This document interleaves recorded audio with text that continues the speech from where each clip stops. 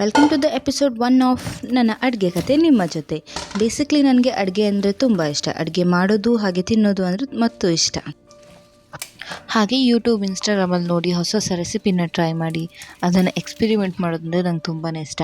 ಮದುವೆಗೆ ಮುಂಚೆ ಈ ಎಕ್ಸ್ಪೆರಿಮೆಂಟನ್ನು ಎಲ್ಲದನ್ನು ತಿಂದು ಚೆನ್ನಾಗಿದೆ ಅಂತ ನಮ್ಮ ಪಪ್ಪ ಹೇಳ್ತಿದ್ರು. ಮದುವೆ ಆದಮೇಲೆ ಈಗ ಹಸ್ಬೆಂಡ್ ಅದನ್ನು ಅಭ್ಯಾಸ ಮಾಡ್ಕೊಂಡಿದ್ದಾರೆ. ಹಾಗಂತ ಇನ್ಸ್ಟಾಗ್ರಾಮ್, ಯೂಟ್ಯೂಬಲ್ಲಿ ನೋಡಿದ್ದು ಎಲ್ಲ ಅಡುಗೆನೂ ಸಕ್ಸಸ್ ಆಗಿದೆ ಅಂತೇನ, ಕೆಲವುದೆಲ್ಲ ಫ್ಲಾಪು ಆಗಿದೆ.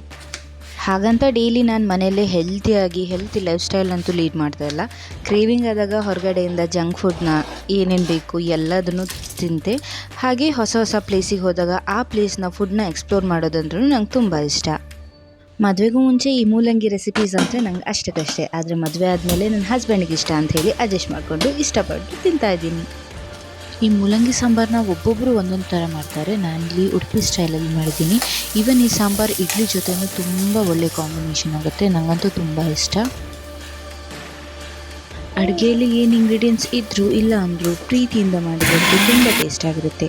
ಹಾಗೆ ತಿಂದವರು ಸಹ ಸೂಪರ್ ಇಲ್ಲ ಚೆನ್ನಾಗಿದೆ ಅಂತ ಒಂದೇ ಒಂದು ಕಾಂಪ್ಲಿಮೆಂಟ್ ಕೊಟ್ಟರೆ it motivates to do more ಅಲ್ವಾ. ಎನಿವೆ, ಈ ವಿಡಿಯೋ ನಿಮ್ಗೆ ಇಷ್ಟ ಆಗಿದ್ದರೆ ಲೈಕ್ ಮಾಡಿ, ಶೇರ್ ಮಾಡಿ ಹಾಗೆ ಸಬ್ಸ್ಕ್ರೈಬ್ ಮಾಡಿ. See you in the next episode. Bye.